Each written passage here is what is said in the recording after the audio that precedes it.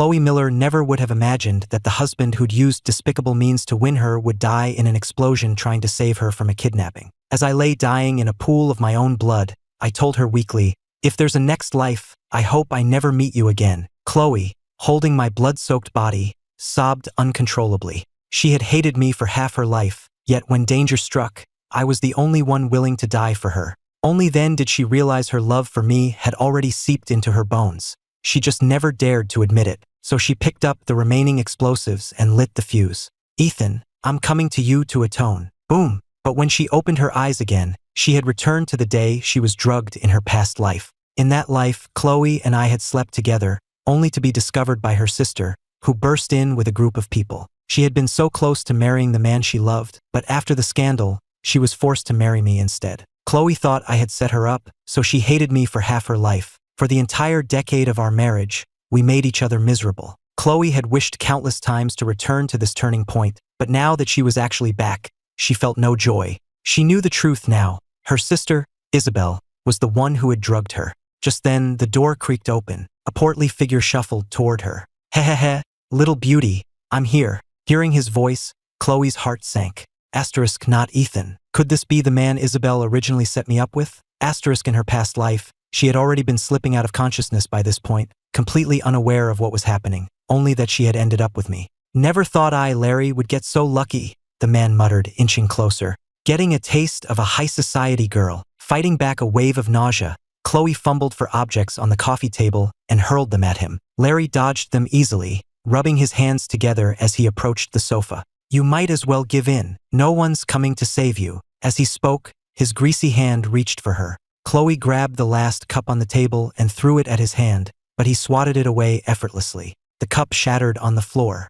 Larry grinned smugly. "Nothing left to throw now, huh?" Hearing his words, Chloe's heart filled with despair. She was running out of strength. Just then, the door was kicked open. A second later, I slammed my foot into Larry's side. The fat man shrieked, begging for mercy. "Let me go. I didn't do anything. I swear I didn't even touch a single hair on her head. Someone else sent me." "I don't want to hear it." I brought my foot down on his hand, grinding my heel into it until I heard the sickening crunch of bone. His hand was definitely broken. Nearby, the moment Chloe saw me, she seemed to lose all control, lunging toward me and tearing at my jacket. After having someone drag Larry away, I took off my coat, wrapped it around Chloe, and carried her out of the room. In my past life, it was in this very room that I'd saved Chloe. But faced with the girl I loved, I lost control. I blamed myself for it afterward, filled with regret. But thinking about it now, there must have been something in the air, some kind of incense. I wasn't in my right mind back then either. With that thought, I carried Chloe to my car and drove to the nearest hotel.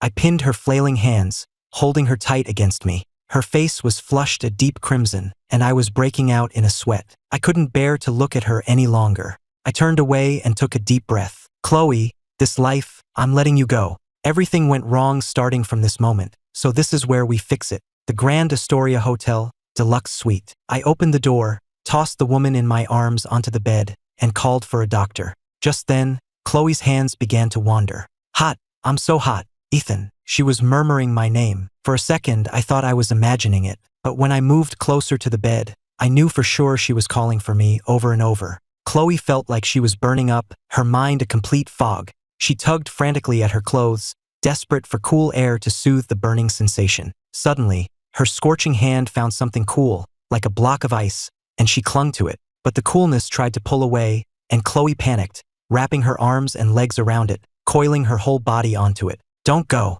My hands are burning, my lips are burning. So hot. Help me." I looked at the woman coiling around me like a snake and, without a moment's hesitation, pried her off me and tossed her back onto the bed. In my past life, seeing her like this, combined with whatever was in that incense, I never would have been able to stop myself. But now, I just looked away coldly and took 2 steps back. Remembering her cold, merciless expression from our past life, I took a deep breath and warned myself, "Ethan, leave her alone. She only hates you. Chloe, in this life, we have nothing to do with each other, and we never will. No attachments, no seeing each other again." That's what I told myself, but when I saw Chloe's eyes, I was frozen for a few seconds. In my past life, it was those very eyes that had captured my soul from the first moment I saw them. From then on, I thought of her day and night, wanting no one else. "Ethan, oh Ethan, don't you dare get lost in those eyes again this time." I silently warned myself, forcing my mind to replay the memory of her cold, indifferent gaze, a look she'd given me every day for 10 years,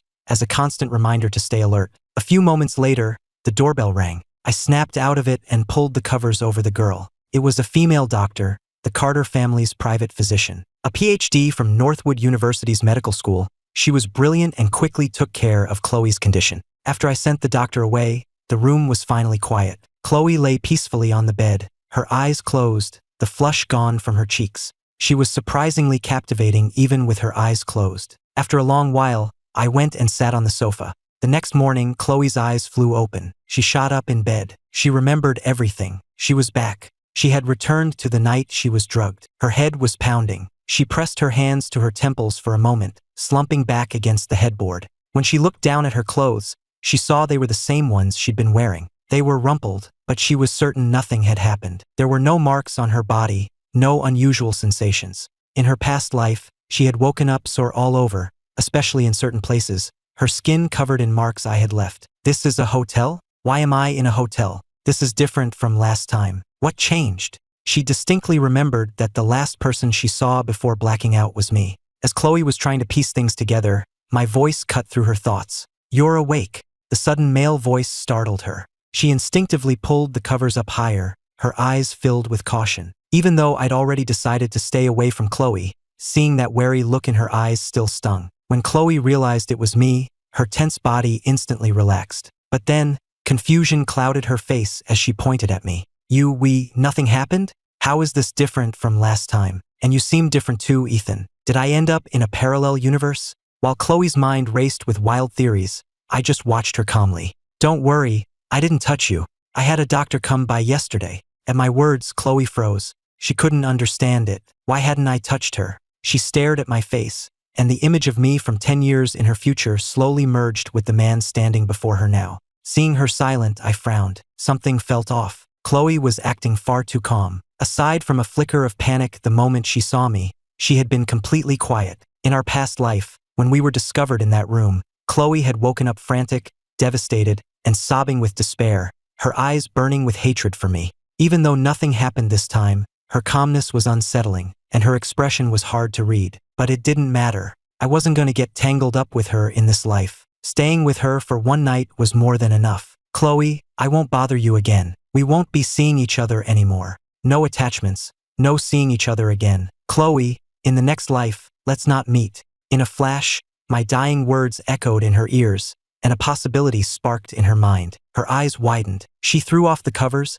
stumbled out of bed, and grabbed my arm just as I was about to leave. Ethan, you came back too, didn't you? My eyes shot wide open, instantly understanding what she meant. But before I could say a word, Chloe threw herself into my arms, wrapping them tightly around my waist as tears soaked through my shirt. Ethan, you idiot, why did you die with me? I misunderstood you for so many years. Thank God we both came back. Heaven gave us a second chance. This time I'll be good to you. Anything you want, I'll give it to you. I looked down at the woman in my arms, my emotions a tangled mess. I thought I was the only one who'd returned, but somehow we both had. In our past life, Chloe hated me, and I had used every trick in the book to marry her. She never fought, never yelled, never even spoke. She treated me like I was invisible, refusing to say a single word to me or even look in my direction. 10 years of marriage, 10 years of neglect, 10 years of the silent treatment. The memory still made my chest ache. It wasn't that I never blamed her, but I couldn't bring myself to. It was all my own doing. I was the one who'd stopped at nothing to marry her.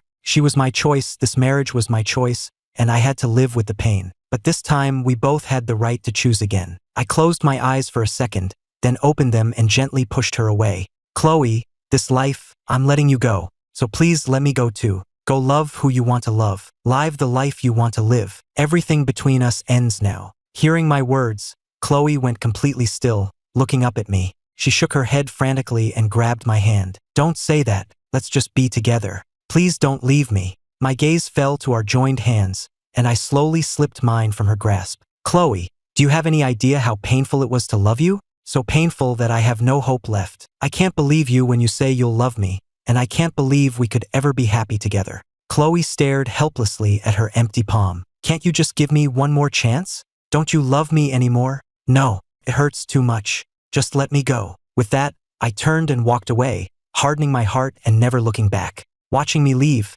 Chloe slid to the floor. After a long moment, she hugged her knees, curling into a tight ball and weeping silently. What was she going to do? The man who had loved her for over a decade truly didn't love her or want her anymore. Nobody wanted her. From now on, she was all alone. Chloe cried until she was exhausted, finally drifting into a deep sleep. She dreamed of me, the me who was always orbiting around her, trying desperately to get her attention. But when she woke, the hotel room was empty, and so was her heart. Chloe wiped away her tears and began to think clearly. The misunderstanding between us had started with that setup, and the one behind it all was her stepsister, Isabel. She had to go home. She had a score to settle. Maple Creek Estates, a gated community near New York City. Chloe knocked on the door, her face grim. In the living room, Isabel and her brother Leo were playing video games while her stepbrother, Noah Thompson, scrolled on his phone, occasionally chiming in on their conversation. Mrs. Miller was in the kitchen with the housekeeper. Maria, Mr. Miller is coming home today. Let's make that tofu soup and the special crab dish Isabel loves. And make some chicken soup for Leo and Noah to build up their strength. Chloe changed into her slippers in the entryway, listening in silence. She was used to her mother overlooking her, but it still stung. Her mother remembered her husband's favorite food, her stepson's favorite, her youngest daughter's and son's favorites, but she never remembered Chloe's. Then Mrs. Miller added, "Oh, and Mrs. Davis and Ryan are coming over later. Make a few extra special dishes for our guests." Hearing Ryan's name, Chloe froze. In her past life, Ryan had been there when she and I were discovered together. The look of disappointment on his face had been a knife to her heart. The Davis family had been considering a marriage alliance with the Millers, and Mrs. Davis had preferred Chloe, not Isabel. But after the scandal, which both Ryan and his mother had witnessed, Mrs. Davis was disgusted. She never mentioned a match between Chloe and Ryan again, and the marriage alliance shifted to Isabel instead. Eventually, Ryan married Isabel. They were very much in love and had an adorable daughter. Every holiday, when I brought Chloe back to the Miller house, we would run into them. Seeing how sweet they were together always filled Chloe with envy. Snapping back to the present, Chloe stepped into the living room, and it was as if no one even saw her. In the past, she would have gone straight to the kitchen to help, trying to earn her mother's affection through hard work. She hadn't understood back then that some people are just born unloved, and no amount of effort can change that. This time, she ignored everyone in the living room and went straight upstairs to her room. She made a call to her university advisor, intending to get her official records transferred and cut all legal ties with this family. When dinner was ready, Chloe came downstairs.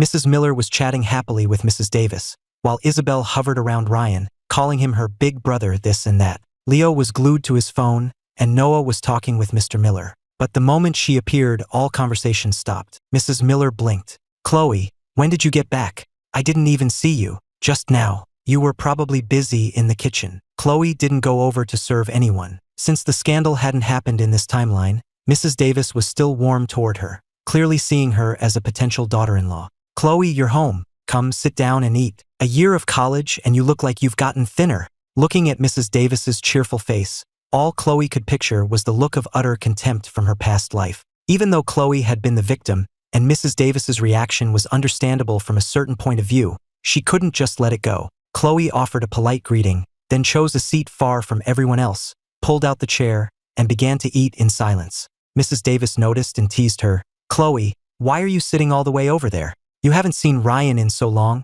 Are you two strangers now?" At her words, Chloe glanced up, her eyes meeting Ryan's just as he looked over. Seeing this, Isabel's face soured. She hated it when Ryan paid any attention to Chloe. Seeing Chloe perfectly fine, she was puzzled. I arranged for someone last night. How did it fail? Who was she with? After a moment's thought, Isabel asked sweetly, "Chloe, you didn't come home last night. Where were you?" At the same time, Mrs. Miller frowned at Chloe. "You didn't come home last night?" Hearing Isabel's question, Mrs. Davis's brow twitched slightly. She also turned to look at Chloe, waiting for an answer. The Davis family placed a high value on a daughter-in-law's character. Mrs. Davis had liked Chloe because she was highly educated, attending a top-tier university, and because she was quiet, obedient, and seemed trustworthy. Chloe calmly observed everyone's reactions before lying smoothly. "I left the party early last night to meet up with an old friend. It got late, so I just stayed over at her place." Isabel didn't buy it. She knew Chloe didn't really have any close friends here.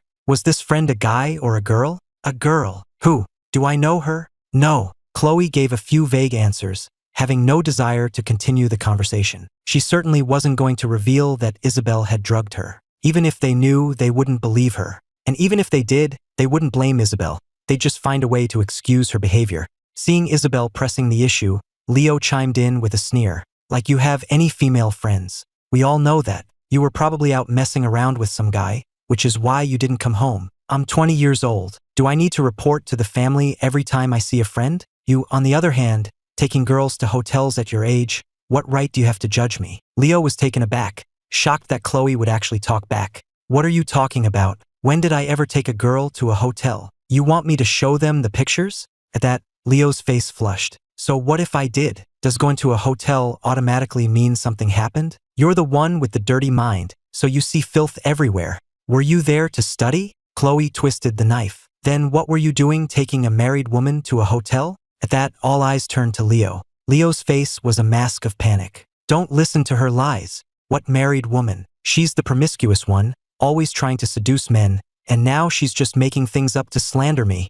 The expressions around the table were mixed, but it was clear most of them believed Leo. Chloe had had enough. She shot to her feet, grabbed a glass of water, and threw it in his face. Chloe, are you insane? Leo jumped up, kicking his chair back. If your mouth is that filthy, you should wash it out. No matter what I do, I'm not as disgusting as you. Does wrecking someone's family make you feel proud? That's bullshit. When did I? Leo gritted his teeth, denying everything. Chloe sneered inwardly. In her past life, the woman's husband had shown up at their house, screaming that Leo was a homewrecker. Just then, Noah calmly wiped his hands with a napkin. Chloe, do you have any proof of that? Leo is your brother. You can't just make accusations like that. And what proof did he have for what he said about me? Why does he get to say whatever he wants? Noah was left speechless. Believe what you want. With that, Chloe put down her fork, ignored the stares, and walked back to her room. It was only a matter of time before the husband showed up anyway.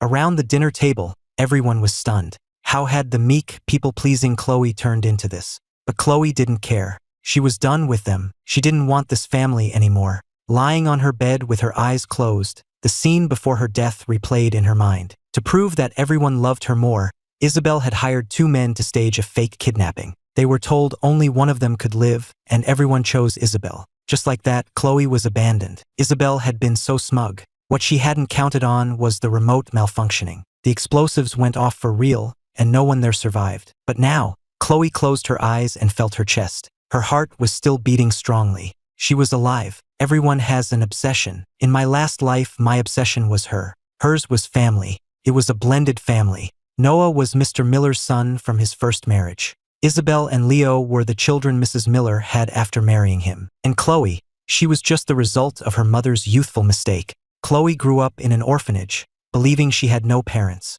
She spent countless nights crying, wishing she had a mom and a dad. Then, when she was 11, a beautifully dressed woman came to the orphanage, looked at her with gentle eyes, and said she was her mother. Mrs. Miller hugged her, overcome with emotion, saying she had finally found her daughter after all these years. The day she left the orphanage was the happiest of Chloe's life. She said goodbye to the matron who had cared for her for so long and went home with her mother. She arrived at the Miller house full of hope. Even when she realized her new father wasn't her biological father, and her new brother wasn't her real brother, she wasn't disappointed. Having a mother was enough. The matron at the orphanage had named her. Later, when her records were filed, her stepfather, Mr. Miller, gave her his last name. It was wonderful. She had a real name, Chloe Miller. Sounded so beautiful. She was surprised to find there were 2 other children in the house, both her mothers. She had a real brother and sister, but her sister wasn't home. She was in the hospital, pale and with all her hair shaved off. Later, with tears in her eyes, Mrs. Miller begged her to save her sister, Isabel. It turned out Isabel had leukemia and needed a bone marrow transplant to survive. At that moment, looking into her mother's red-rimmed eyes, 11-year-old Chloe understood everything. She fell silent for a moment, then pretended she didn't understand and put on a brave smile. "Don't cry, Mom. I'll save my sister. She's going to be okay." The day her sister came home from the hospital, her mother smiled with a pure, genuine joy, happier than she had been even on the day she'd found Chloe. The whole family was happy, and Chloe was happy too. Unfortunately, the sister she saved felt no gratitude. Instead, she was jealous and resentful, hating Chloe for stealing even a sliver of the family's attention. It made Chloe sad. She wanted to tell Isabel that she didn't want much, just a little bit of love. She wasn't trying to steal their parents or their brothers. But Isabel never believed her. Thinking of this, Chloe let out a self-deprecating laugh. To think that this was the family she had been trapped by her entire life. Right now, Chloe only wanted to do one thing. She was waiting for Mr. and Mrs. Miller to leave, for Noah to go to the office, for Leo to go out and fool around somewhere, and for the housekeeper to be on her days off. Finally, only Chloe and Isabel were left in the house. Her moment had come. Chloe packed all of her clothes into a suitcase. Then she went into her mother's room, found the folder with their official documents, and took out her birth certificate. Once that was done, she went to Isabel's room. Isabel was lying on her plush bed watching a reality show, kicking her feet and humming. When she saw Chloe, she didn't even bother to put on her usual sweet sister act. She didn't even call her by name. "What do you want?" Looking at her spoiled, rude sister, Chloe thought of everything from her past life and clenched her fists. "It was you, wasn't it? You drugged me." "Drugged you? What are you talking about?" Isabel feigned ignorance, turning her attention back to her phone. "You know exactly what I'm talking about." Chloe lunged forward, snatched the phone out of Isabel's hand, smashed it on the floor, and pinned her to the bed. Isabel was thin and had always been frail. She was completely powerless against Chloe's weight. "Chloe, what are you doing? Are you insane?" "Isabel, what did I ever do to you to make you do this to me? I'm your sister. I saved your life when you were 11. Why would you do this to me? What are you talking about? Let go of me." "Wait a minute, so who were you with that night? Don't tell me you actually ended up with some random lowlife? Is that why you're having a meltdown?" Isabel suddenly understood, a cruel smirk spreading across her face. But before she could say another word, a hand came flying down. The sharp crack of the slap echoed in the room, and Isabel's cheek stung with pain. "Chloe, you hit me. You ungrateful monster. You deserve it," Chloe cried, slapping Isabel's other cheek just as hard. In her past life, if it wasn't for Isabel, she never would have misunderstood me for all those years. If it wasn't for Isabel, we wouldn't have died. "Chloe, you're crazy. You hit me. Mom and Dad and our brothers are going to kill you for this." Isabel's head was spinning, tears of pain welling in her eyes. No one had ever laid a hand on her in her entire life. Damn Chloe. When her brothers got home, she would make them pay. Chloe's eyes were red as she fought back tears, gritting her teeth and slapping Isabel again and again with all her might. "So what if they won't forgive me? Isabel, you're just scared I'll take your family away from you, aren't you? Fine, they're yours. All yours. I don't want this family anymore." Chloe screamed, her voice breaking as she continued to hit her. Isabel shrieked, shaking her head. "Take them? You're insane. Completely insane." After all, Chloe had always cared more about family than anything. She'd always been desperate for their approval. How could she suddenly not care? But before Isabel could process it, her face went numb. Finally, she couldn't take it anymore and passed out. Chloe didn't know how many times she had struck her, but her own hand was trembling uncontrollably. She finally let go of Isabel, wiped her tears, shouldered her bag, and walked out of the house. Before she left, she took one last look at the home that had never truly been hers and said a silent goodbye. She would never come back here again. Starting today, she was once again a girl without a home. She took a cab to the airport, boarded the flight she had already booked, and flew back to Boston for school. The plane landed in Boston. Back on campus, Chloe found herself walking toward the athletic fields. She remembered a time when someone had staged a huge public confession for her right here. The sky had been filled with pink balloons and brilliant fireworks, with strangers cheering them on. It had ended in failure. Because she had rejected me, she ran and I chased. But in this life, I told her I was done. I told her I didn't love her anymore. She had finally lost the boy who was always chasing after her. Chloe kicked a small pebble at her feet and wiped a tear from her eye. She pulled out her phone and scrolled through her contacts and group chats, finally finding the one for her dorm, trying to remember which building she lived in. It had been too long. She had only scrolled for a second when her phone rang. It was an unknown number. She answered, and a voice immediately screamed at her. "Chloe, have you lost your mind? How dare you hit your sister? You beat her so badly.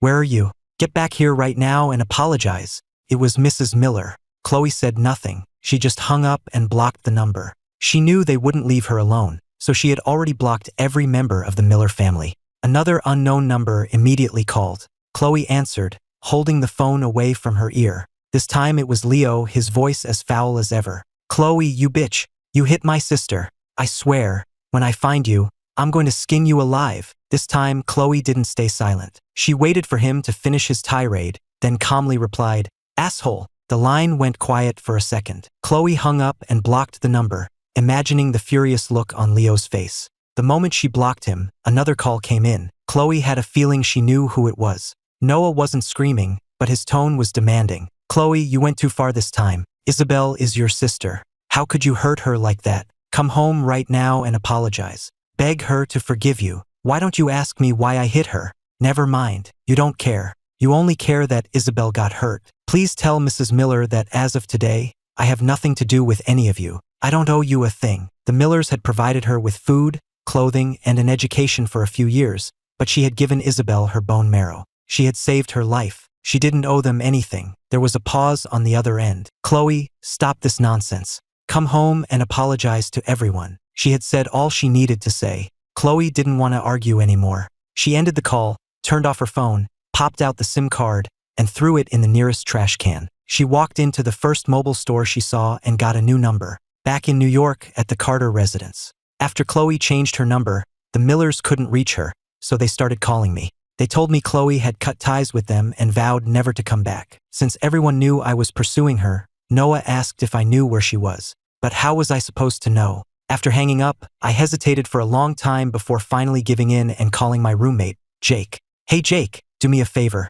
Can you see if Chloe is back on campus? Did you two have a fight or something? It's complicated. I just need to make sure she's safe. All right, man. I'll check for you. A little while later, Jake sent me a screenshot of a group chat from Chloe's dorm. Ethan, she's back at school. Got it. Thanks, man. I hung up and pinched the bridge of my nose, breathing a sigh of relief. But then I remembered the harsh things I'd said to her, and my expression soured. Then again, getting over an addiction takes time. This life, I swear I will get over Chloe Miller. If I don't, I'm no better than a dog. Meanwhile, Chloe was at a hot pot restaurant when her roommate, Olivia, sent her an iMessage. Chloe, Ethan's been asking around for you. Chloe stared at the message for a long time before finally typing back, I know. She scrolled for a while before finding our message thread. The last message was from before the break. I had told her to wait for me so we could travel back to New York together. She never replied, and she didn't wait. Chloe scrolled through our old messages, her head sinking lower and lower.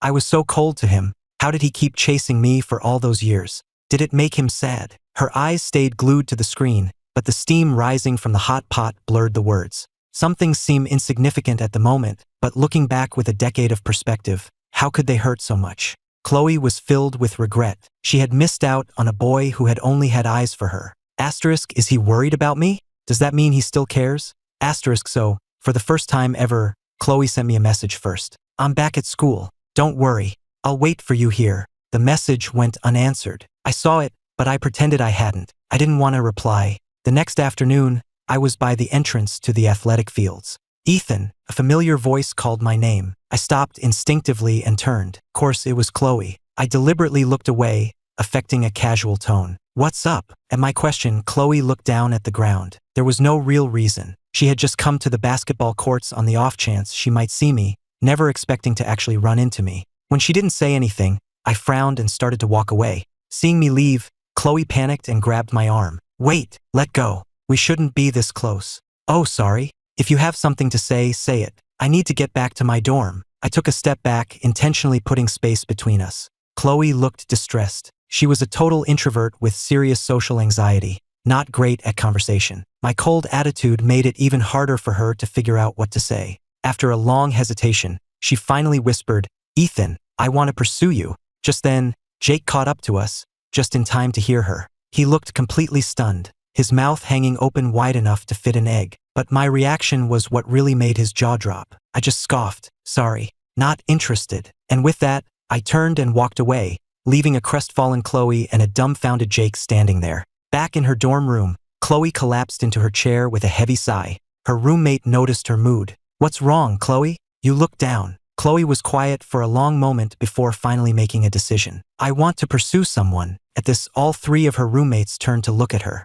Who? They asked in unison. You know him, Ethan Carter. The second she said his name, all three of them looked away. Olivia went back to her face mask and manicure, a look of disdain on her face. Ethan? Does he even need pursuing? All you have to do is crook your finger. Are you just messing with us? Everyone knows Ethan is crazy about you. Chloe blushed, unsure how to explain. I did some things that really upset him, and now he doesn't want anything to do with me. But I regret it. I want to win him back. At this, Olivia paused her routine, and all three roommates stared at her again. Don't just stare at me. Give me some advice. I'm just curious what you could have possibly done to make Ethan Carter ignore you.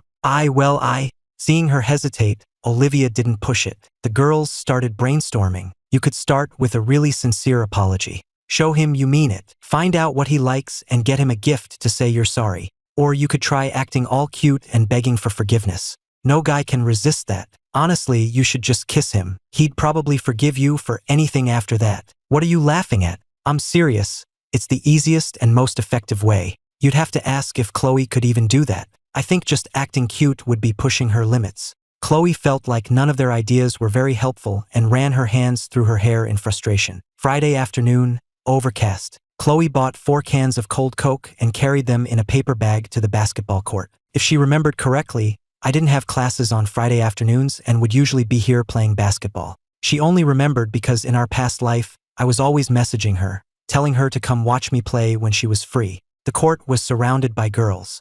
80% of them didn't understand the game. Their attention was never on the ball. There were 3 different games going on across the courts. Chloe didn't even have to guess which one was mine. It was obviously the one with the biggest crowd of girls. She had arrived late, so she stood at the back of the crowd with her bag, not trying to push her way through. She just stood there quietly, listening to the shrieks that erupted from the girls in front every few moments. She could hear them shouting my name. For a split second, she wanted to shout too, but she couldn't make a sound. Chloe lowered her head and stared at her shoes. I'm so boring, always so quiet and awkward. I don't understand why the Ethan from our past life loved me so much. If she had never been in his life, maybe Ethan would have found a girl who adored him, and they would have had a happy marriage. Thinking about it that way, Chloe could almost understand why the Ethan of this life wanted nothing to do with her. If she were in his shoes after being treated so coldly for so many years, she would have given up long ago too. She glanced around at the crowd. There were girls of every type, and many of them were clearly there for me.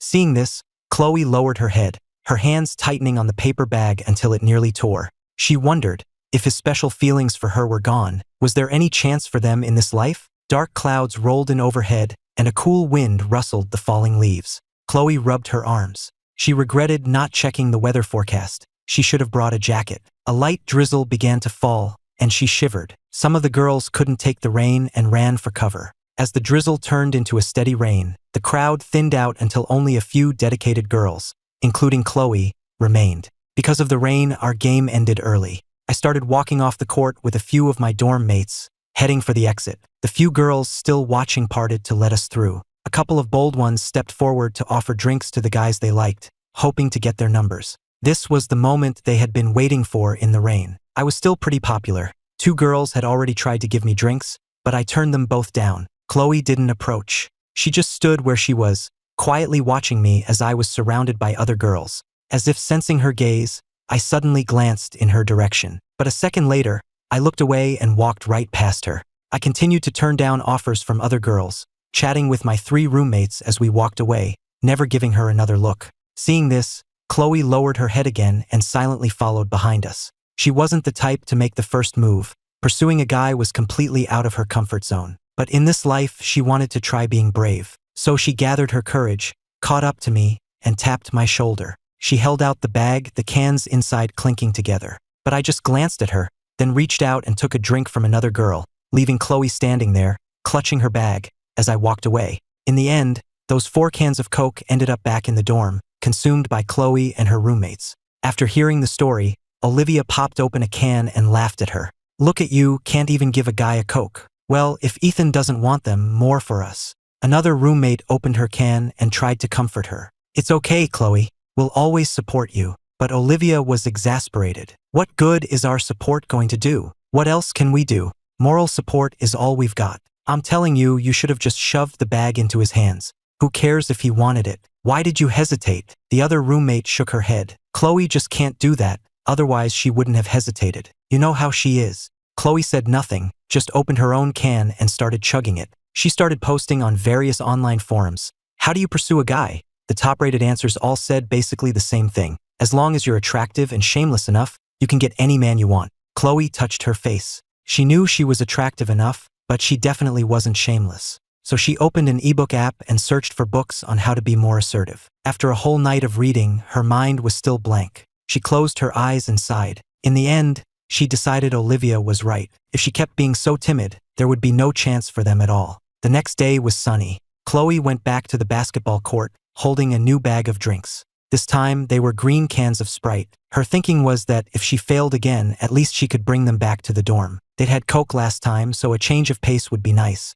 She only knew I'd be playing because Jake had tipped her off. I was feeling incredibly restless and hoped to burn it off on the court. For some reason, for the past few days, every time I closed my eyes, all I could see was her face, drenched in the rain. "Ethan, look over there. It's you-know-who. She's back for you," Jake yelled, jogging up beside me. My friends didn't dare say Chloe Miller around me anymore. Anytime her name came up, my mood would turn instantly foul. But even without the name, I knew who he meant. I tried to resist, but I couldn't stop myself from turning to look. The second I did, Jake snatched the ball from me and made a layup. "Ha! Gotcha!" My face darkened with annoyance.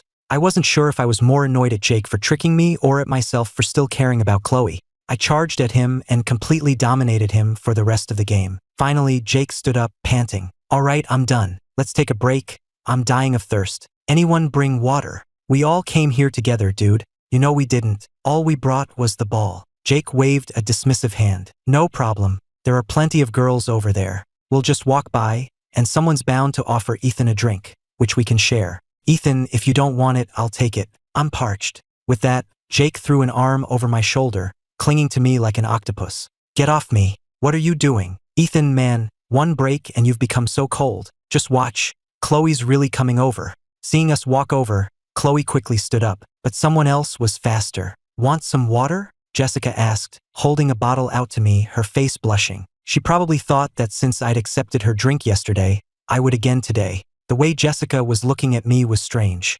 I frowned and said nothing. After a moment, her arm, still holding the bottle, began to look stiff, and the smile on her face started to falter. My eyes were on the ground, but in my peripheral vision, I was watching Chloe hesitate nearby. I wasn't listening to a word the girl in front of me was saying. A moment later, Chloe stepped forward too. "Ethan, these are for you and your roommates." She held the bag out to me by its handle. She had finally spoken. My gaze shifted to her, and I looked her up and down, but I didn't move to take it. Jake watched this drama unfold, looking completely stressed out. He poked me in the back. "Dude, say something. If you're not gonna take it, I will. I'm dying over here." So I reached out and took the water bottle from Jessica.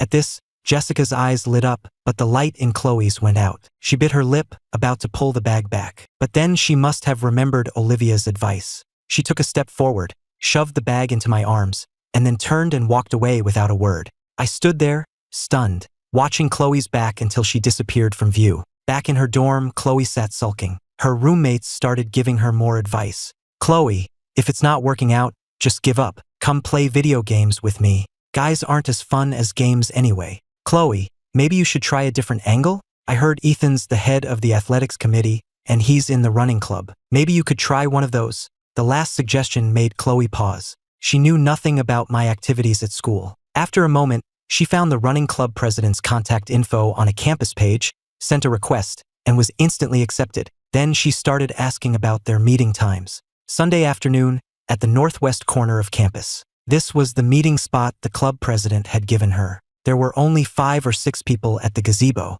Chloe waited for a long time before I finally showed up. "All right, everyone's here. Let's get started," the president announced as soon as he saw me. I was surprised to see Chloe there, but I kept my expression neutral, not even glancing her way as I started jogging at the back of the pack. Seeing this, Chloe quickly got up and fell in step right behind me. I slowed my pace slightly, watching her from the corner of my eye. After a few minutes, I couldn't take it anymore. "Why are you following me?" Chloe blinked, catching her breath. "I'm running. I joined the club." She rarely exercised, and even though we were going at a slow pace, she was already panting. "But you hate running," I said, slowing down even more without realizing it. I remembered how much she hated sports, especially the mandatory half-mile run for gym class. She would always be panting, on the verge of tears, and would collapse the second she crossed the finish line. Chloe remembered those days too. The fitness test was her most dreaded day of the year. Back then, while she ran on the track, I would always run alongside her on the outside, cheering her on. Not that she ever noticed.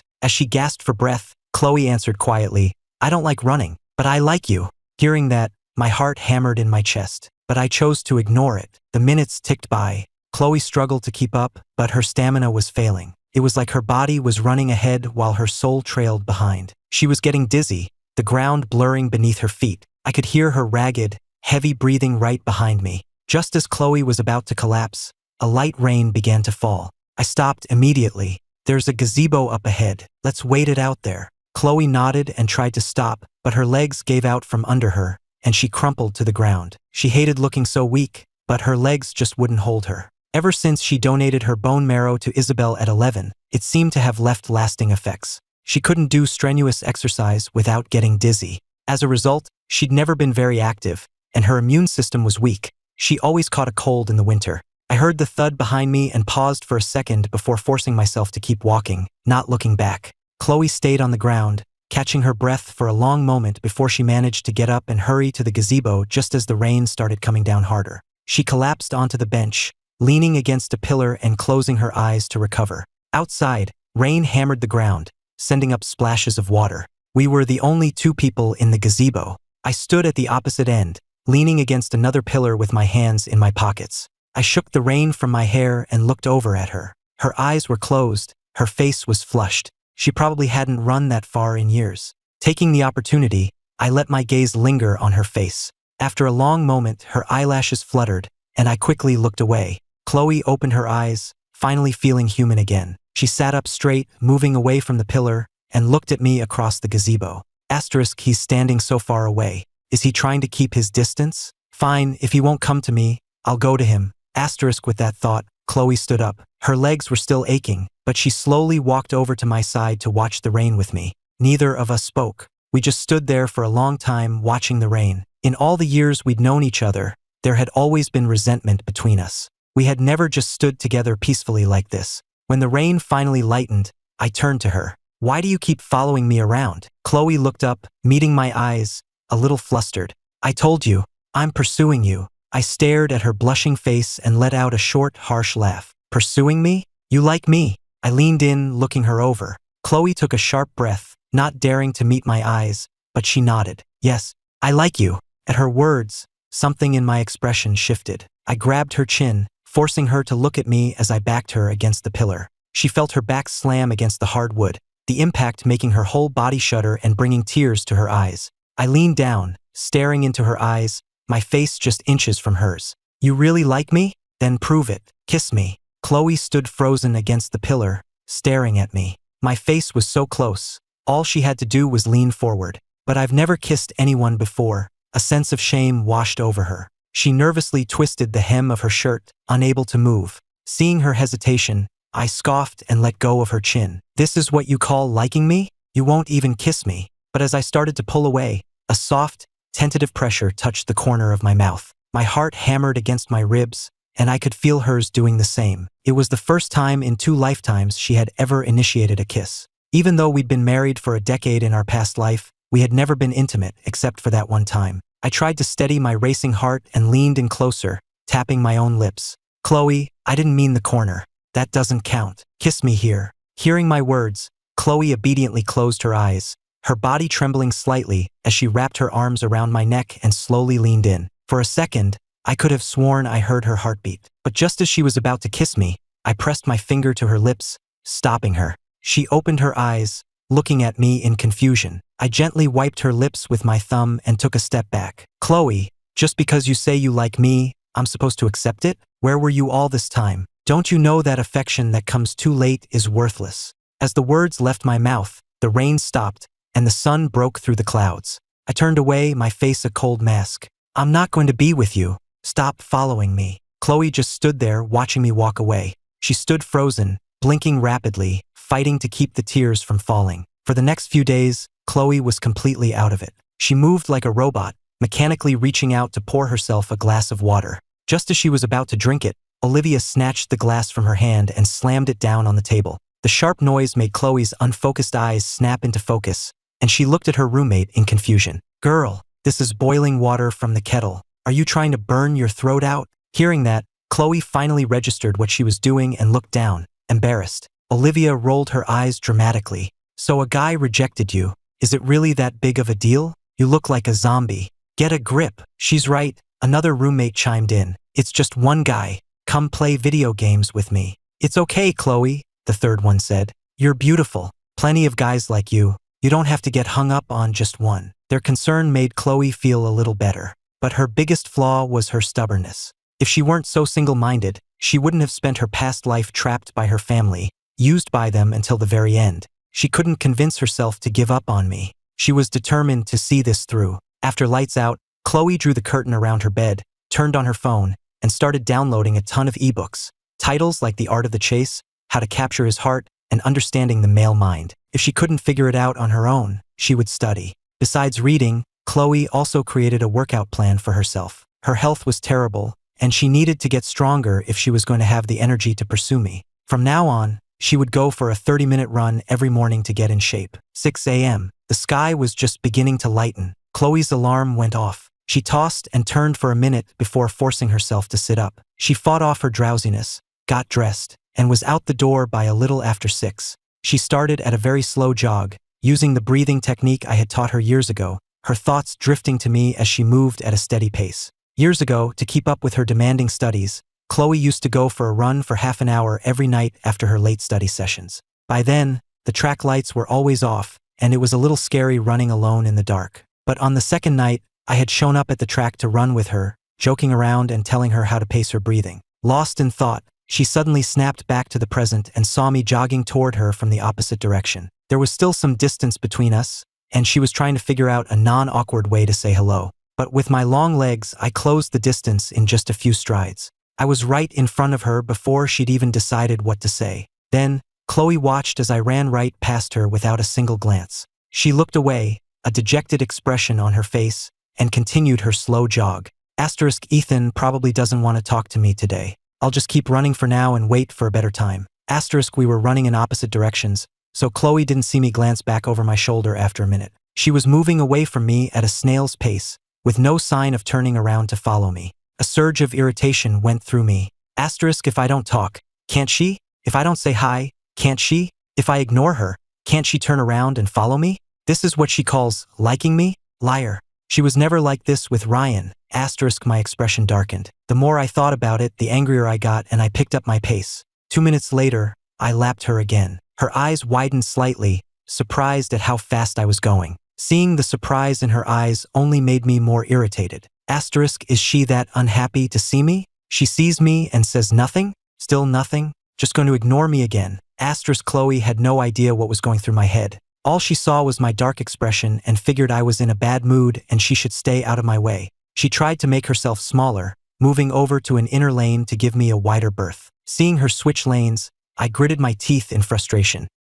All right, Chloe Miller. Pretend I don't exist, will you? The moment we were about to pass each other, I suddenly sidestepped directly into her lane. Chloe didn't have time to react. She ran right into me. My momentum was much greater than hers, and the impact nearly sent her flying backward, but I grabbed her arm to steady her. Once she was steady, she clutched her chest. The impact had clearly hurt, and her eyes were watering. She stood there panting, her nose and the corners of her eyes flushed red. I let go of her arm and took a step back, putting some distance between us. I watched her gasp for breath for a moment before I spoke. Why did you run into me? Her eyes went wide with disbelief. She summoned her courage to challenge me. Weren't you the one who ran into me? You're the one who didn't get out of the way. She was speechless. If you'd been running in the same direction, this wouldn't have happened. Chloe stared at me, shocked by my audacity. She wasn't quick with comebacks, so she just glared at me, her eyes wide. Seeing her puffing her cheeks out in anger, I raised an eyebrow and made an unreasonable demand. To make sure you don't run into me again, from now on you're going to run behind me.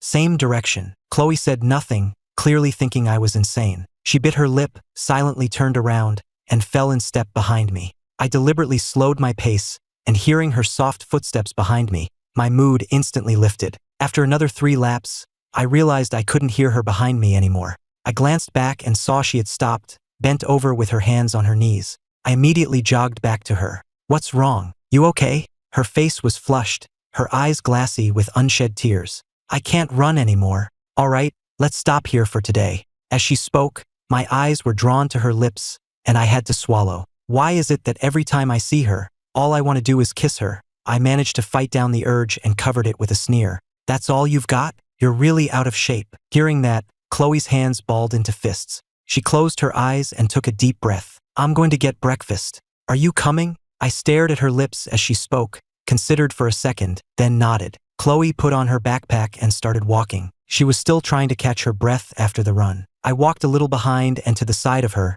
my hands in my pockets, my eyes fixed on her swinging ponytail. For a moment, the girl in front of me blurred with the memory of a girl in a school uniform. I used to follow her just like this, my eyes tracing the movement of her ponytail. That was so many years ago. My body might be young now, but my soul has lived this life before. But Chloe, how has she not changed at all? She's still just as young, just as beautiful, still able to steal my breath with a single look. Even now, guys on the path turn their heads to get a second look at her. Why is she still so young in this new life? Why am I the only one who feels old? The only one who got hurt? The more I thought about it, the angrier I got. My face fell, and I quickened my pace, striding past her. I wasn't going to spend this life staring at her back again. I needed to look forward. Chloe watched me suddenly speed up and knew I was angry again. Asterisk, he's angry again? How did I manage to annoy him just by walking? Does he not like people walking behind him? Asterisk, she made a mental note to always let me walk in front from now on.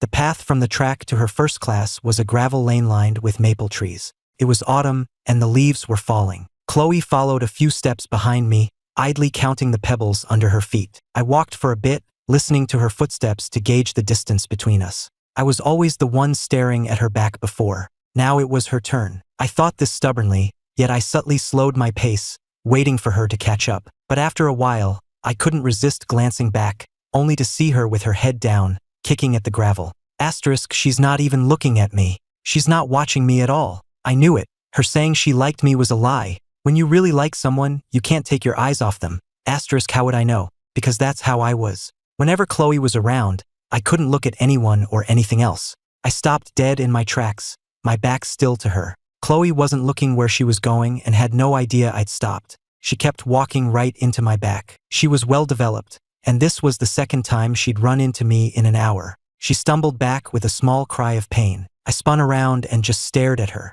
Chloe took a couple of deep breaths to recover, then shot me an annoyed look. Why'd you stop all of a sudden? The way her eyes glistened instantly extinguished all my anger and resentment. I found myself moving toward her, unable to stop. Seeing me approach, Chloe tightened her grip on her backpack strap and instinctively took a step back. I suddenly reached out, wrapped an arm around her slim waist, and pulled her against me. Startled, Chloe put her hands on my chest and stammered, "Ethan, what are you?" Just then, a maple leaf drifted down and landed in her hair. With one arm still around her waist, I reached up with my other hand to pluck it out. Chloe blinked, looking completely bewildered. She must have thought I was being moody again, wondering what she'd done wrong this time. Staring at my lips, so close to hers, she suddenly remembered Olivia's words. If I kiss him, maybe he won't be angry anymore? Without warning, Chloe stood on her toes and pressed her lips to mine, her hands clutching my shirt, her body trembling. Asterisk, he smells like soap. It's nice. Asterisk, Chloe thought as she kissed me earnestly.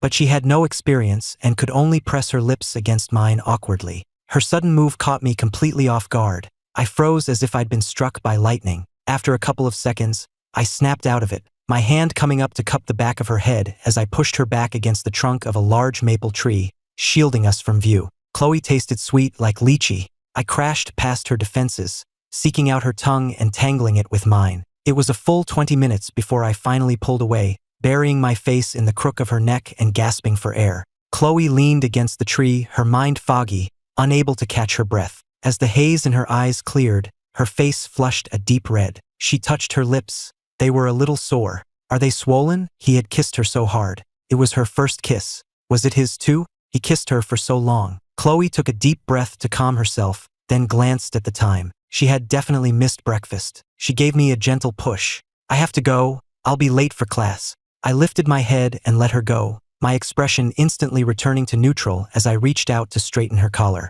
She frantically smoothed down her clothes, said a quick goodbye, and hurried off. As I watched her go, a small smile played on my lips, and I unconsciously touched my own mouth. Later that morning, in class, Chloe was completely zoned out. Her roommate poked her with a pen. "Chloe, the professor just called on you." She snapped out of it and quickly stood up to answer. Luckily, she'd been half listening and managed to get it right. She breathed a sigh of relief as she sat back down. Her roommate whispered, "What's with you today? You're totally out of it." Chloe felt her cheeks heat up. She couldn't stop thinking about the kiss that morning. Her mind was a complete jumble. Just thinking about it made her blush. Her roommate noticed and narrowed her eyes. "What were you doing so early this morning? Your face is bright red." "Keep your voice down," Chloe whispered, looking around furtively. "I just went for a run. Nothing happened." "Who did you run into?" "Ethan." "I knew it. So what happened?" "And nothing." "Nothing? Then why are you blushing like that? He kissed you, didn't he?" "See,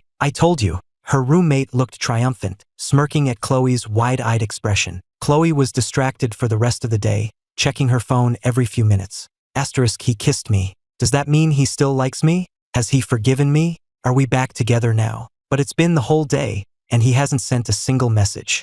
Doesn't he have anything to say to me? Asterisk, the more she thought, the more confused she got. Finally, she couldn't take it anymore and sent me a message. "Can we talk? I'm waiting by the ginkgo grove." I didn't reply. 9 p.m. It was pitch black. Chloe waited on a bench at the entrance to the ginkgo grove. She decided she would wait until 10, whether I showed up or not. The grove had very few lights, making it a popular spot for couples. She waited for half an hour, watching couples stroll in and out hand in hand, before she finally saw me approaching. Chloe sat on the bench, her arms crossed, watching me silently. A few passing couples glanced our way. I stopped in front of her and, after a moment, motioned with my head for her to follow me deeper into the grove. She understood and hesitated for a second before standing up. "In there? It's full of couples." "So, okay, fine." She obediently fell into step behind me, her eyes locked straight ahead. She didn't dare glance around, afraid of what she might see or hear in the darkness. After a short walk,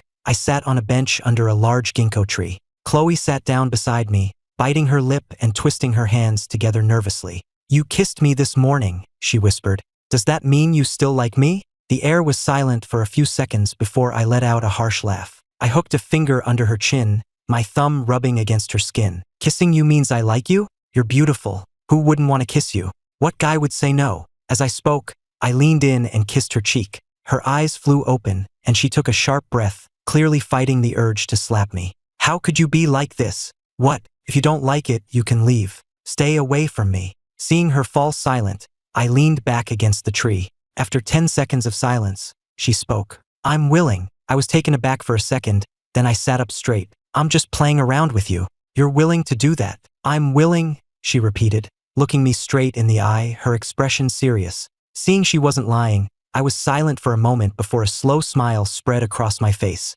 "All right, if you want to play, I guess we can play." With that, I pulled her onto my lap, cupped her head, and leaned in to kiss her. Startled, Chloe instinctively wrapped her arms around my neck as she passively accepted the kiss. Then my hand slipped under her shirt. The coldness of my fingers made her shudder, especially as they began to travel upward. Her eyes flew open, and she frantically grabbed my hand. "No, we're outside." I froze, then pulled my hand back, let go of her, and stood up. "Then forget it." "Forget what?" Chloe scrambled to her feet and grabbed my sleeve. "What are we now?" I looked down at her flushed face and tapped her on the forehead. "We're just playing around. Don't get too serious. Or, if you prefer, you can be my secret girlfriend." Her eyes widened in disbelief. Asterisk, his secret girlfriend? Am I someone to be ashamed of? Asterisk, her shocked expression was actually kind of cute. I couldn't resist leaning in and kissing her cheek again, whispering in her ear, "What's wrong? You don't want to? I thought you said you liked me." As I spoke,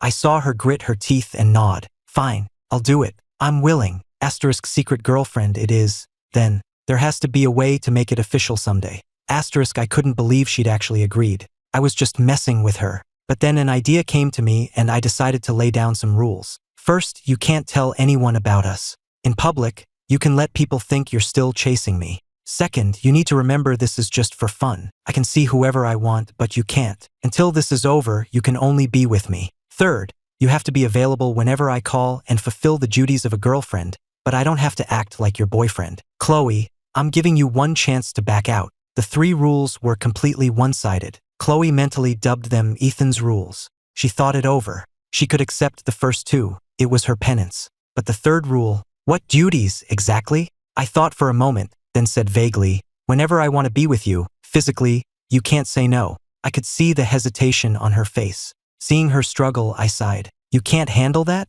Then just stay away from me." I turned to walk away. But a second later, she grabbed my arm. I accept. With my back to her, a wide grin spread across my face. But when I turned back around, my expression was neutral again. I added, your duties also include taking care of my daily needs and doing what I say. Chloe figured she might as well go all in and gritted her teeth in agreement. Seeing her biting her lip in frustration, I chuckled. Come on, walk me back to my dorm. Huh? Shouldn't you be walking me back? Girls don't walk guys home. Chloe, remember your place? I said, pinching her cheek. We arrived at the men's dorm. There was hardly anyone around. When we got there, Chloe tried to rush me inside. We're here. I'm going now. I wasn't gonna let her off that easy. I racked my brain for something to say. Aren't you forgetting something? Chloe just blinked at me. I tapped my cheek. She understood. She glanced around, and seeing no one was watching, she quickly stood on her toes and kissed my cheek. Without another word, she turned and ran off. I stood there until she was completely out of sight before heading inside,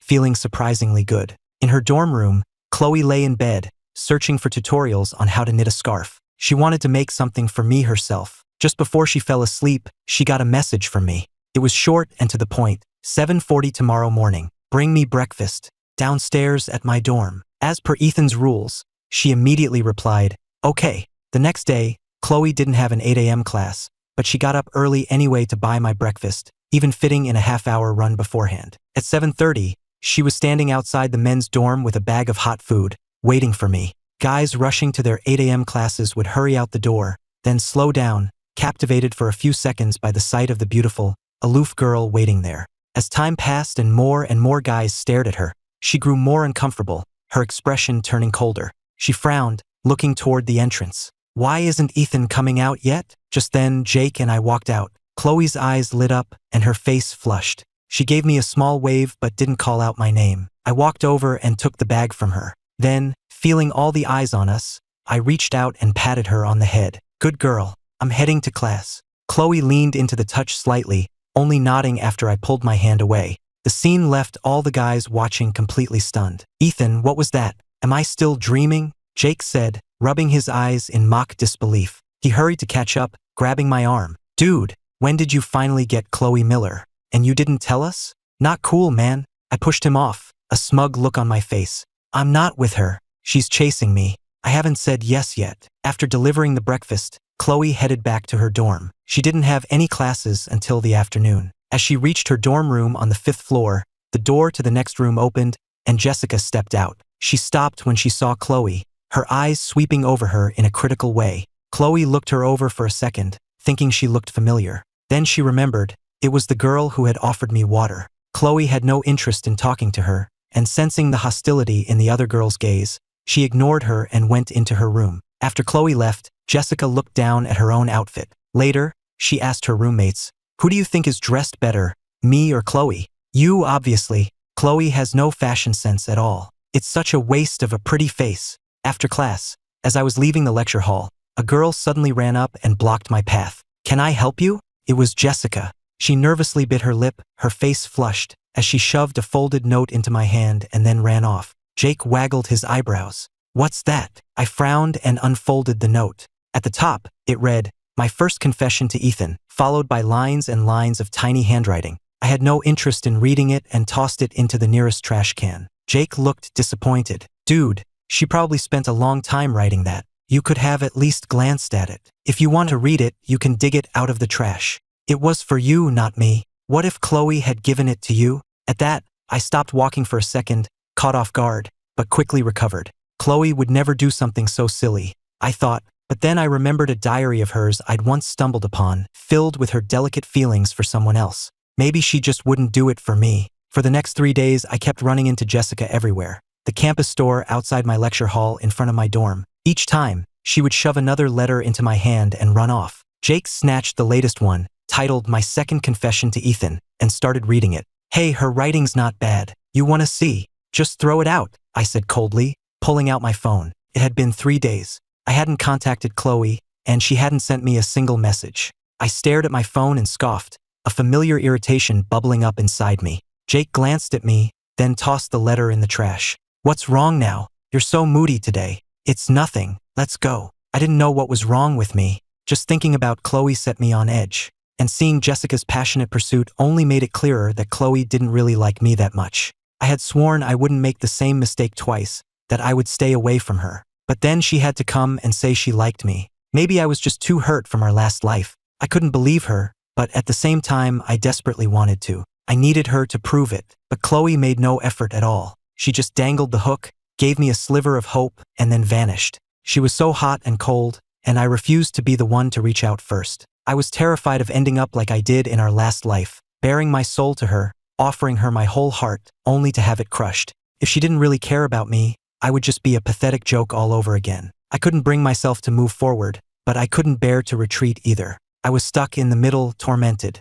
I couldn't hate her and I couldn't love her. And I kept wondering, does Chloe even know the difference between guilt and love? I was in turmoil all day, completely drained. But Chloe knew nothing of my inner conflict. She was exhausted herself, her whole body aching. For the past few days, whenever she didn't have class, she'd been handing out flyers off campus, standing on her feet for hours. She'd come back to the dorm so tired she'd pass out immediately. She was broke. The last time she tried to buy lunch, her card was declined. Her roommate had to pay for her. Most college students wouldn't bother with a tiring, low-paying job like handing out flyers, and she didn't want to either. But all the on-campus work-study jobs were already taken. She joined a group for tutoring jobs, but it was run by an agency that charged a $200 finder's fee. She didn't have anything close to that kind of money, so she had no choice but to hand out flyers. Chloe had just gotten back to her floor, ready to collapse in her room, when a message from me came through. Ginkgo Grove. Same spot. I'm waiting. Even though she hadn't seen me in days, she went. The grove was as dark as ever. She walked by the light of the moon, searching for the bench where we'd met before. I was already there, sitting hunched over in the shadows, my head down. Seeing me like that, Chloe felt a strange pang in her heart. She approached quietly and called my name softly. Ethan. I suddenly grabbed her and pulled her down. She stumbled into my lap, instinctively throwing her arms around my neck to steady herself. I said nothing, just held her tight as my mouth crashed down on hers. Gently, don't bite, she mumbled, pushing lightly against my chest. I was being too rough, she couldn't breathe. Ethan seems off. Is he in a bad mood again? She felt like she was suffocating. Ethan, let me breathe. She pushed me away just enough to rest her head against my chest. I kept my head down, saying nothing, but my hand on her waist tightened. I wanted to ask her why she hadn't messaged me, why she hadn't tried to see me, but I refused to be like some pathetic dog, wagging its tail and waiting for a pat on the head. I clenched my fists and just said her name. Chloe, I'm here. What is it? She looked up at me, her nose twitching slightly. I was wearing cologne tonight, the same one I'd worn in our past life. A fresh, clean watermelon scent. Nothing, just wanted to say your name. Of course, Chloe couldn't read my mind. So, what did you want? She asked. Her question annoyed me. Did there have to be a reason? I tilted her chin up, my expression cold. I wanted to see you because I needed something. I wanted to kiss you. Chloe, have you forgotten our arrangement? You didn't think I actually missed you, did you? At my words, Chloe's arms dropped from around my neck, and she leaned back. There was a tightness in her chest, and she had the sudden urge to hit me. Are you satisfied now? Can I go? Chloe looked exhausted. Her eyelids were drooping. She really just wanted to go back to her dorm and sleep. What's the rush? Are you that desperate to get away from me? No, I'm just really tired. She was sleepy and wanted to lie down. Her health wasn't great to begin with, and the exhaustion from the past few days was pushing her to her limit. She was already running on fumes just by coming to meet me. Seeing how drained she looked, I lost the desire to tease her anymore. If you're tired, then go. Okay, I'm going. Chloe yawned, and as she stood up, her legs felt weak, and she stumbled on her first step. I reached out to steady her, but then pulled my hand back. Back in the girls' dorm, Olivia checked the time. It's 10:30. Why isn't Chloe back yet? Do you guys know where she went? She asked, sending Chloe a message. No idea. She seems really busy lately. I think she's working a part-time job, another roommate said. Her meal card was declined the other day. She did cut ties with her family. Just as they were talking, Chloe walked in, dropped her bag, and immediately climbed into bed. One of her roommates hesitated for a second, then said, Chloe, if you're having trouble, you know you can talk to us. I have some extra cash I can lend you. Olivia waved a dismissive hand. She doesn't need your money. I've got plenty. If you need anything, Chloe, just ask.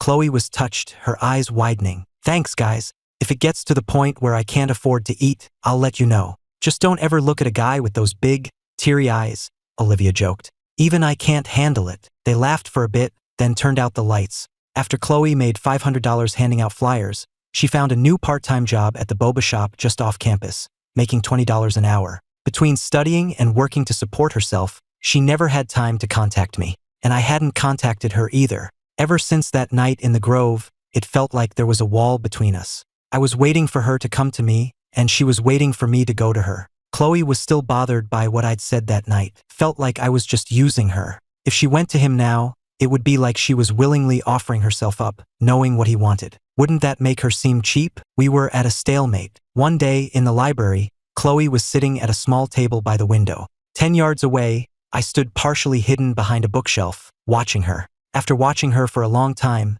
I finally took out my phone and opened our message thread. The last message was from 5 days ago. I stared at the screen for a long moment before finally typing, "What are you doing?" Chloe's phone buzzed. She picked it up, and her heart skipped a beat. It seems like every time Ethan contacts me, it's because, does he want something again? She glanced at the pile of homework beside her. She still had so much to do. Between her job and her classes, she barely had any free time. If I asked her to meet, how could she say no? After thinking it over, Chloe finally replied, "Studying in the library."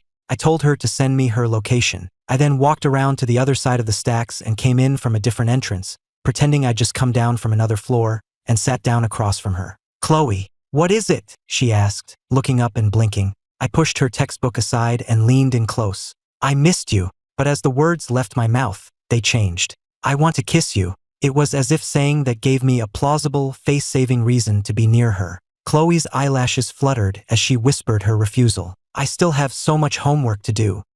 I knew it. This is the only reason he ever wants to see me. But I really don't have time for this today. I kept my eyes on her, coaxing. "Just one kiss. It won't take long." Understanding what I was implying, Chloe's ears turned red. She bit her lip. "Here. Where else?" I said, blowing a soft puff of air at the tip of her nose. We were so close that she could smell the watermelon scent of my cologne, and her heart began to race. She instinctively tried to lean back, but the next second, I cupped her chin, holding her in place as I leaned down and kissed her. Chloe's eyes flew open, realizing we were in a public place, with who knows how many people watching. Her face instantly turned crimson. Just as she raised her hands to push me away, I pulled back. The kiss was brief. Chloe touched her burning cheeks, fanning her face with her hand while shooting me a furtive glare. I saw it and smirked. "What? Shy again?" I reached out and pinched both of her cheeks. "Stop, that hurts." Her skin was soft, and my hands were rough, so I let go after a couple of pinches, but I still left red marks on her cheeks. After that, she went back to her homework, completely unaware that someone had just taken a picture of us kissing. When she got back to her dorm, her roommate was organizing her closet. She looked up and gasped. "Chloe, you're finally back. What's wrong?" Chloe asked, confused by her roommate's excitement. "Chloe, were you out causing trouble tonight?" "What? I was studying all night." "Still trying to hide it?" "Chloe, a picture of you and Ethan kissing in the library was posted on the campus confessions page. People are talking trash about you. I mean, you two are brave, making out in the library like that." Her roommate gave her a thumbs up. Hearing this, Chloe's eyes widened. The thought of people seeing us kiss sent a wave of shame through her, and her face flushed. Her roommate dropped the clothes she was folding, pulled Chloe over to a chair, and showed her the post on her phone. Chloe took it, and a high-definition, close-up photo filled the screen. My long fingers were cupping her jaw as I leaned over the table to kiss her, my eyes full of emotion. She was staring back, her eyes wide with surprise, her head tilted back as she passively accepted the kiss, her hands on her textbook clenched into fists. The picture is so clear. What kind of phone took this? Chloe thought. It was the first time she had ever seen what it looked like when I kissed her. The look in my eyes made her heart skip a beat. She had assumed I only kissed her for physical reasons, but this picture suggested otherwise. So what was he thinking when he kissed me? Chloe handed the phone back to her roommate, still feeling embarrassed. I'm just going to go wash up." She fled to the bathroom, quickly finished her routine, and then climbed into her bed, pulling the curtain shut to hide from the world. She opened her phone and went to the confessions page to find the post. She frowned as she scrolled, finally finding the picture. But her thumb slipped, and she scrolled down a little further, and her eyes froze on the screen. The very next post was a confession, and it was addressed to me. The title was "Confessing to Ethan, Day 10, and it was signed by Jessica, the girl from next door. Jessica, Chloe frowned, rolled over in her bed, and scrolled back up to the post about her, tapping to open the comments. The comment section was a war zone. The library is for studying. Can couples please not be all over each other in here? LMAO, someone's single and bitter.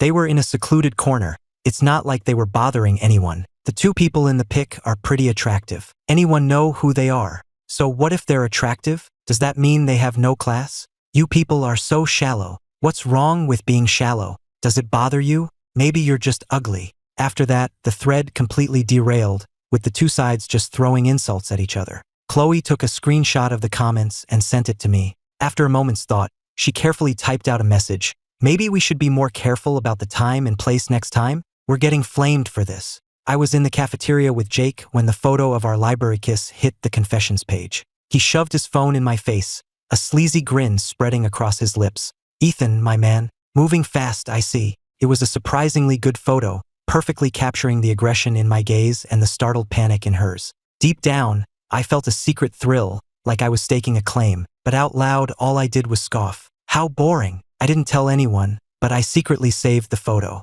Over the next few days, things took a nasty turn. The comments shifted from teasing and envy to vicious rumors, accusing Chloe of cheating and having a messy private life, the language growing more vile by the day. I frowned, my gut telling me someone was orchestrating this. I had Jake look into it, and the result was exactly what I expected. The burner accounts that started the rumors and fanned the flames were all connected to Jessica, and Jessica had recently been spending a lot of time with Isabel. So it was them. A familiar, cold rage began to burn in my chest. The same sense of powerlessness from my past life threatened to overwhelm me, but I clenched my fists, telling myself that this time was different. I used my family's connections, and overnight, every post and account vanished without a trace. I also had someone deliver a warning to Jessica, telling her to back off. I thought that would be the end of it, but I had underestimated Isabel's insanity. That afternoon, I received a picture message from an unknown number. The moment I opened it, my blood ran cold. The photo was of Chloe, tied to a chair with her mouth taped shut. Her eyes were steady, but I could see the fear she was trying to hide. Beneath the photo was a line of text. Ethan, want to play the hero again? The abandoned warehouse on the outskirts of town. Come alone. This time, we're playing for keeps. A roar filled my ears, the sound of the explosion from my past life, and the phantom smell of blood and burning pain threatened to consume me. It took me a full 10 seconds to claw my way out of that dying memory. My whole body was shaking, not from fear, but from pure rage. Isabel, how dare she? But this time, I wasn't the same fool who let anger cloud his judgment. I forced myself to calm down and immediately did 3 things. First, I called my father, explained the situation as quickly as I could, and told him to use every resource he had to pinpoint the location and get a team on standby. Second, I called the police and gave them all the same information. Third, I found the number for the old burner phone I'd forced Chloe to take, using our arrangement as an excuse. I sent a single message with 3 words, stall for time. I trusted she would understand. The Chloe of this life was no longer the girl who just took whatever was thrown at her.